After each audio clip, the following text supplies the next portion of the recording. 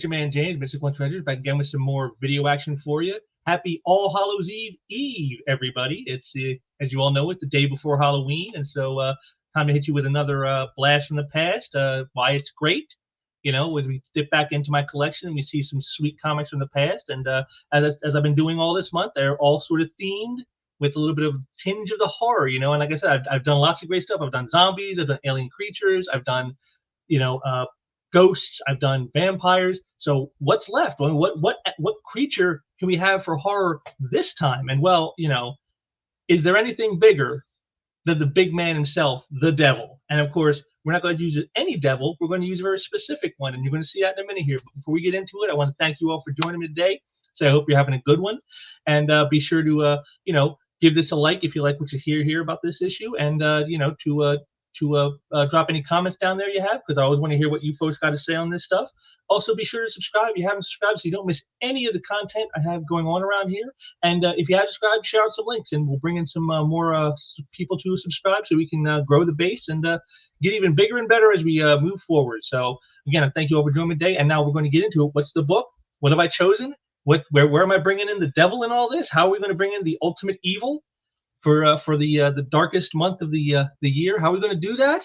Well, we're going to do it with Daredevil number 266.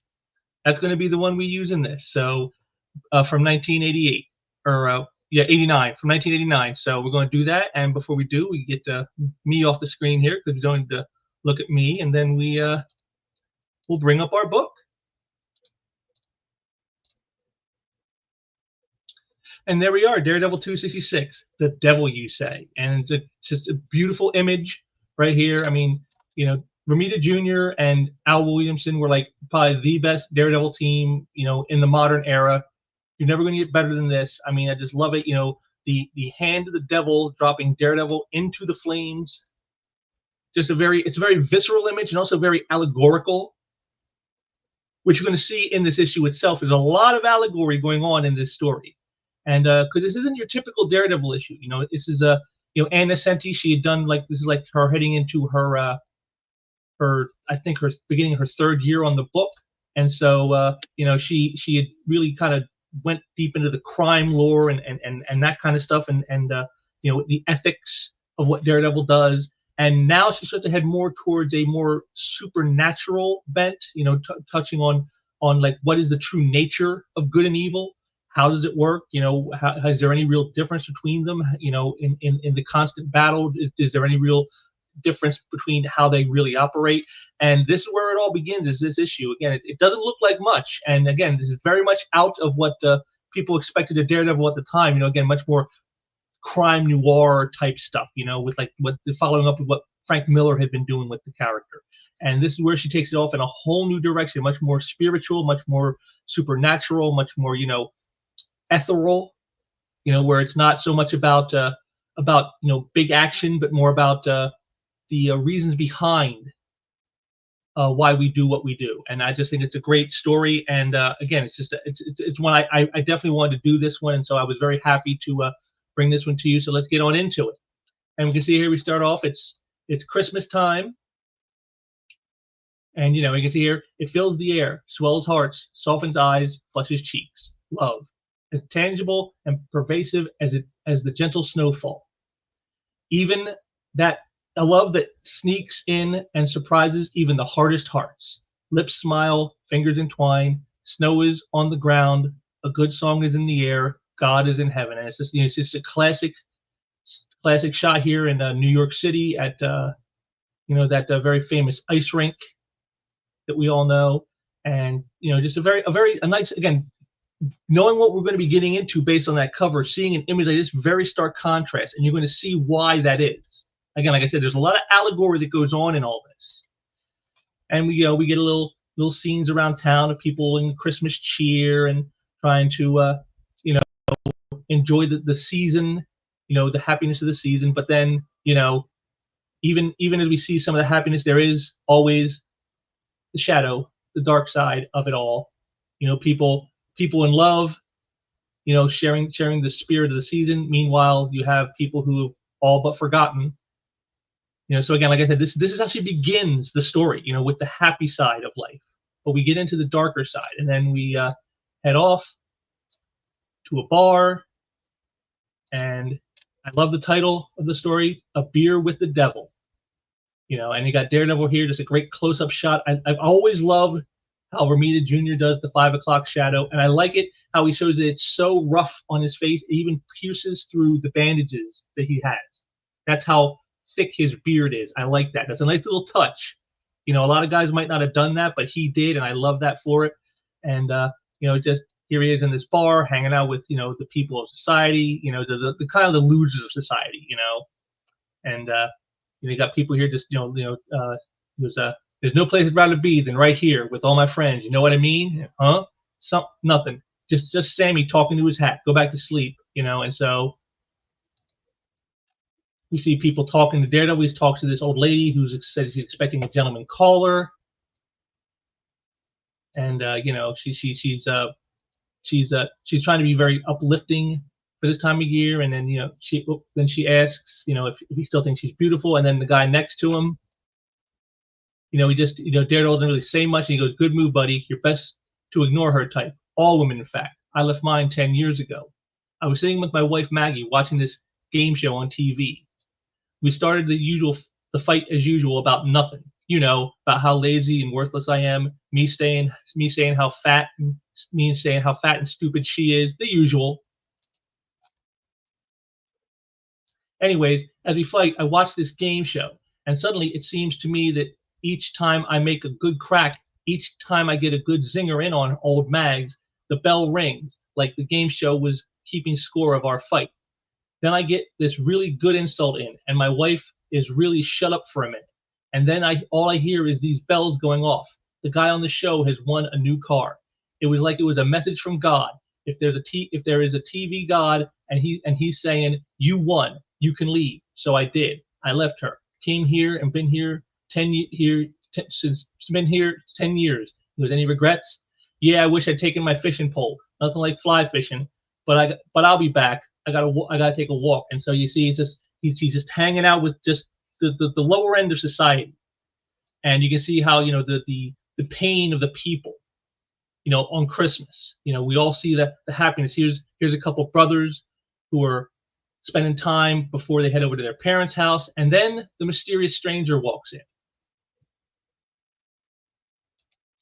And she comes up and sits next to Daredevil, and the guy who was sitting there comes by, and he goes, "Hey buddy, that's my," and then not even so much as a glance, and just you can see the fear in his face. So right off the jump, we know there's something not right about this stranger, and we're going to get into that. And so there they are. He's sitting there. She starts talking with him, and she goes, I said, with all those peoples you save, lives you fix, and not a one of them offered you to cook you a Christmas dinner. Funny, isn't it? In the end, life is so unfair. Despicable people sit surrounded by love and families. Heroes sit alone. The whole world is rotten. It's almost ingenious, and it's like we continue to see the people in the bar, the brothers laughing at the old lady who's waiting for her gentleman caller, which we all know is probably never going to come. And then our stranger goes on, "I'll tell you why I'm here. I betrayed my husband. He left me, so I found myself alone on Christmas. Have you ever betrayed anyone? Yes, I'm paying for it now. Wasn't it fun, though? Fun, lady? Well, a horrible kind of fun. The kind of fun that makes you hate yourself if you call that fun." And then she goes into all the time she spent with her husband and the things they did in their time. And she tells them how in like 1960 they were in Cuba and 61 in Guatemala. And he goes, "Married in 1960, you don't seem that old." He goes, "Sometimes you draw lines for yourself that you won't cross. Then it seemed as if you only drew them to step over them. Do you think that stealing $1 is as bad as stealing $1 million?" And he goes, "Yes, maybe worse." And he goes, and she says how like she cheated on her husband, and it was fun, and but my husband didn't agree. What was the harm? I didn't think liking a man, having fun with him would hurt anybody. And again, this is allegorical because right here you can see out there there's a lot of biblical allegory going on here. This to me is like the voice of Lilith. If you know anything about religious history, Lilith was the first wife of Adam. And whereas Eve was made from Adam's rib and was a part of him, Lilith was her own separate entity God had created, if you know the story. And so she is seen as the first feminist, and she is the mother of all demons because she turned away from God and away from Adam. She felt that I don't need him. And see, and so we got here is sort of like an allegory for that. She left her husband to have fun, and it didn't think it would hurt anybody, but it did. And that's why Lilith was cast out. You see, you're already seeing the allegories here. Meanwhile, we go on with the people in the bar, the brothers are arguing, and we got here, I guess I always hated you, Hugo. I mean, you went out and got drunk, you had girls, you defied mom and dad, me. I wanted to do those things, but I couldn't. I couldn't defy them. I'm so jealous of you. He goes, gosh, Hector, I'm sorry. I didn't know, but I'm sorry. But I just couldn't stand their rules. Just like if I'm having fun here, I don't feel like I have to go over there for Christmas dinner. But we gotta go. You see, so here we got like the arguing brothers, and then we got the old lady again being hit upon by a guy. She's waiting for a caller, and a guy tells Dad, all you got is my type, and we don't waste our quarters. And then a guy comes in from the bar outside, and he tells him how he saw somebody getting mugged, and the guy asks what he did. He goes, do nothing. I watched. He goes, what I do? What a joker. What am I supposed to do? I see some big evil thug. I'm supposed to play hero? Them thugs and bullies are the face of evil itself. I don't go near that stuff. Not a face like, and then, well, what's this? Who is this guy sitting in the Daredevil? I thought it was the woman. But see, again, this is another sign. All is not as it seems. And so we go on, and she continues talking with Daredevil, saying, if you betray or you don't, if you cross a line or you don't, can one person act really make a difference? You're a hero. You think you make a difference? Think with your finger. Think with your finger on the scales. If you could ever shift the weight of evil over to the other side, even a fraction. And Daredevil's like, he's not sure anymore. That's why he's here. And he goes, me, I think it's too late for the world. The apple's rotten. There's no going back. Again, the apple's rotten, referring to, of course, the very famous apple of Adam and Eve. They bit into the apple and they ruined paradise. You see, do you see how all the allegories keep just compiling on each other? And so then, she starts to, someone took a bite and it's been rotten ever since, referencing Adam and Eve. And now we get back to the brothers, and you can see here they're fighting over going to the family dinner. He goes, it's family, it's important. No, I don't want to. I won't be trapped by their rules. But mom cooked, dad expects us. You're ruining everything. You ruin the whole family. Look, I don't care. I'm the black sheep, the bad apple. I want to have my fun. That's too easy. It's too easy to have fun. It's selfish. You won't ruin another holiday for the whole family. And you can see here it's just getting intensifying. And then you can see here, she kisses Daredevil, tells him to forget the world and just be selfish. And then one brother kills the other right here. Hey, he's stabbing him. Somebody stop him. He goes, yeah. He goes, God, Hector, I'm your brother. Stop. Yes, you're my brother, and I hate you.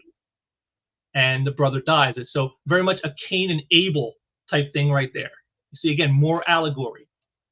All this is going on, she continues. She continues on. He goes, why do you ask me questions like that about crossing lines and betrayal? About why do you seduce me? And he goes, you seem so young, yet you were in strange countries in all the wrong years. You're young, yet old, full of cryptic talk. Where is everyone? Why do you seduce me? And then he starts to realize, no, get away from me. And I just love that shot right here. Just him in the stool spin. It's like slightly spinning in the stool, was just backhanding her with the back of his fist. Great shot right here. Knocking her down. And then all of a sudden Daredevil realizes what's been going on. You can see, the brother was killed. He goes, when did this happen? And someone tells him, it just happened while your back was turned. Thanks for the help, Daredevil. I guess you were too busy swapping germs with that guy. And it's like, guy. And then that's when he starts to understand. He goes, I know what you're doing. Reading my shape. Male, female, beast, whatever. Things are never at what they seem, mortal. And then he reveals himself. It's Mephisto. And he even says, he goes, you thought you could punch away Mephisto? A true Merry Christian would have turned the other cheek. And I just love this shot right here. You know, like they're in the fiery pits of hell. You know, Daredevil's, you know, being pulled up by the neck. And I love, I mean, look at this. I love John Romita's redesign of Mephisto. You know, we've seen him before, you know, looking more like a red man, you know, like a guy who's just a human but red. Here he gives a much more like lizard-like look, you know, like a serpent. Again, bringing in the allegory. You see, he's the serpent in the garden. And you know, I loved how they did that. I love this redesign. It's still, you can still tell it's Mephisto, but yet it's even more monstrous, more heinous than you've seen him before. And again, I love the coloring here. I love the backlighting on Daredevil, just beautiful stuff.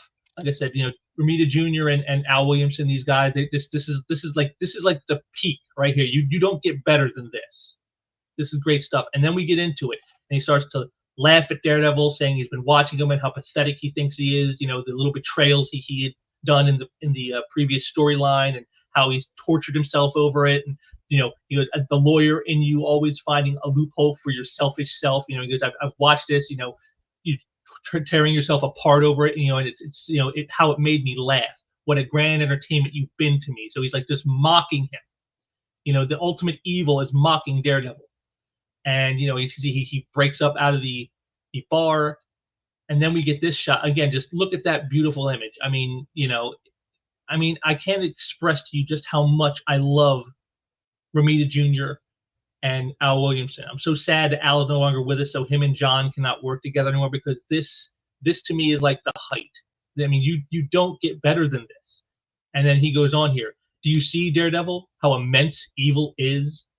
You used to believe that one man, no matter how small, could fight evil, could defy it, stand up to it, and that you grow to an enormous size by that very small defiance. But you're forgetting that, Daredevil. You're almost mine, Diablo.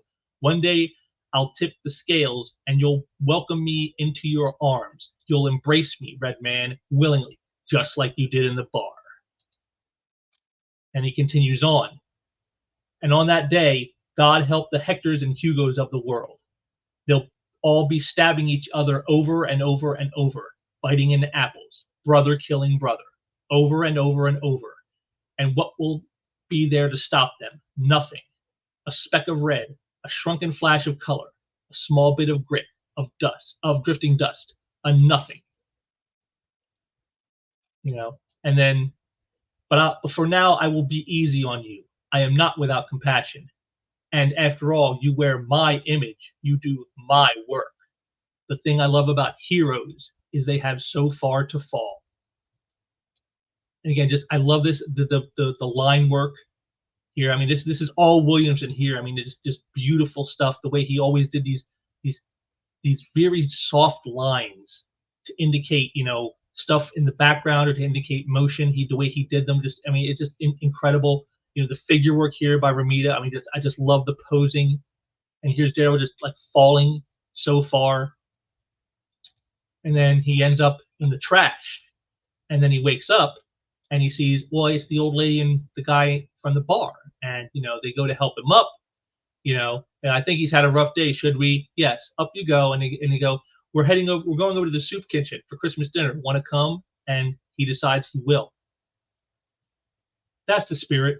We'll have us a fine meal. And then the Merry Christmas at the end. So, I mean, I just love this because it got really into the heart of, like, you know, good and evil and what they really are and how they, you know, reflect on one another. Again, I love all the allegory in this, you know, the whole thing of the serpent and the apple, Adam and Eve, Cain and Abel. It's all in here.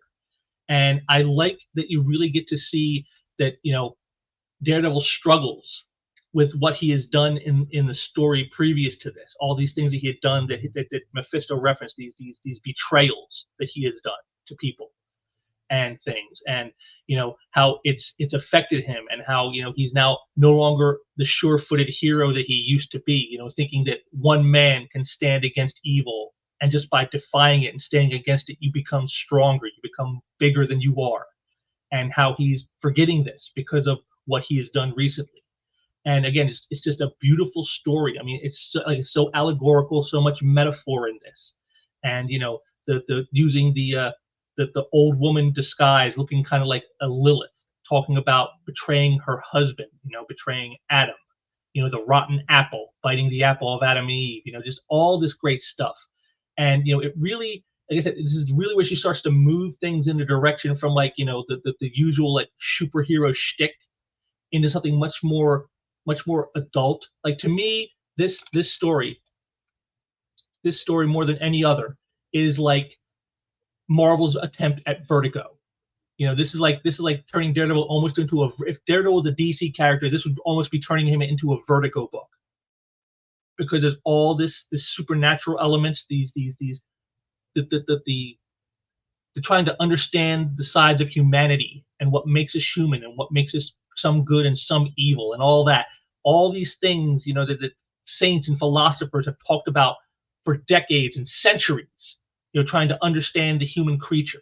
And she gets into some of this, and it's in a way that works with this character because, again, of all the characters in all the known universes, Daredevil is one of the few that we know he is a Catholic. We know his religious leanings. And so to bring it into this character really works. Again, a lot of people would say, the thing you never want to talk about is politics and religion. And this kind of gets a little bit of both, but it works because of the character that it was chosen for. See, it works with this character because of what we know of this character. And I really just loved, again, just the way she has Mephisto mocking Daredevil and all his torment, saying it's a great entertainment, and he laughs at it. He's gonna tip the scales one day, and Daredevil will become basically an agent for him rather than one that's against him. And again, just the beautiful work, of Romita and Romita Jr. and Al Williamson. I mean, you just can't top this. I mean, to me, this is like the pinnacle.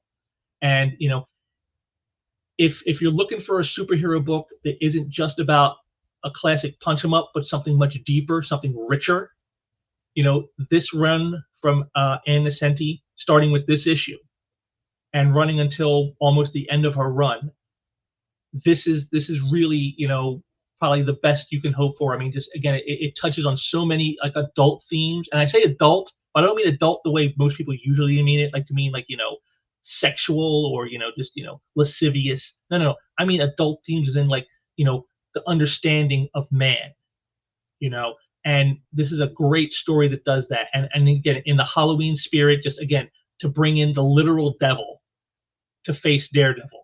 It's just, I mean, the symmetry, the allegory, it's just so well told, so well done. This is why Ann Nocenti's run is a classic and is still heralded to this day.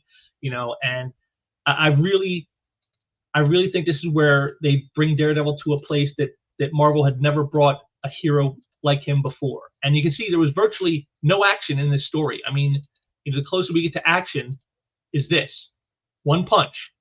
And then I guess if you want to count it, when Mephisto drops Daredevil, this is it for the action. It's all story. It's all character driven. The people in the bar, their lives, their fragmented, their fragmented personalities of who they are. The brothers in their battle over which brother is in the right. Who's doing things the right way versus the one who isn't, and why, and all these themes. This is what mature comics should be. Something like this, not just, hey, look, there's boobies, or hey, look, there's some extra gore, but like real stuff that talks about real life, the bonds that make us all human beings. These are the themes that I think should be for like mature readers. This is what you want. And so I definitely got to say, if you're someone who doesn't want just the usual punch 'em up, doesn't want just the usual slam bang action, to like the 20-minute thrill ride, if you want something deeper, something richer, this Daredevil issue 266, I mean, even on its own, even if you don't know anything before it, even if you don't read anything after it, just as a single story on its own, it's got so much richness, and there's so many layers. And like I said, I just pointed out some of the allegory and metaphors you saw in this story. I pointed them out to you so you could see, how she's trying to play this out, and adding in all those biblical references. And so it's just a beautiful story. It's definitely one of Nocenti's best. I mean, this might be her best story on Daredevil. in my opinion. And I've read all of her run, and I think this might be the best single story she did. So definitely worth checking out. I mean, I can't extol its virtues enough. It's a good deep dive into the mind of not just a hero, but of humanity itself and what it means. And again, with us dealing with with Halloween about to be upon us, where we talk about the dark side of humanity, this really kind of gets into that, and it's a great, well-told story with art by two masterclass artists. It's just everything coming together to create as close to perfection as you could probably get in a single issue like this. So I would definitely say Daredevil 266 from 1989. Definitely worth checking out. It shouldn't be an expensive issue. Again, it's not a major key of any kind. It's not, it's not something that's tied into like a big event. It's just a single story with, without even very much physical action, but there's so much emotional action that it's well worth your time to read. So I would definitely, if you have a chance, get this issue. And if this doesn't make you a fan of the Nascenti Daredevil run, I don't think anything ever could.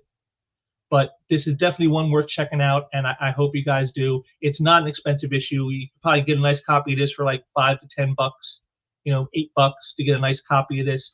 Definitely not a bank breaker. And again, just the richness and the allegories and the metaphors throughout the whole story will, just have you thinking in a way you probably never did before. When I first read this, I was in my teen years. I probably didn't quite understand all of it at the time. But as time has gone on and I've gotten older, I come to see now just how much of a masterclass this issue is in delving into, what it means to be a hero, and what you're going to face, the trials, the tribulations, the pitfalls, all that. It's definitely one worth checking out, and so I hope you guys do.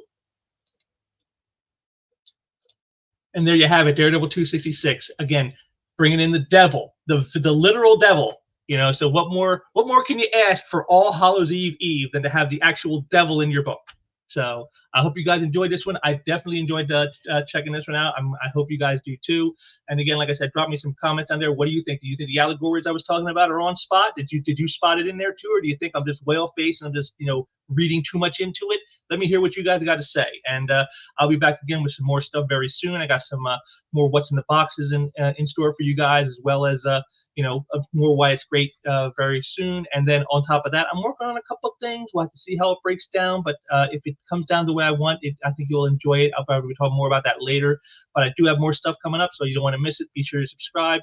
And I will be back soon with more stuff. And until next time, take care.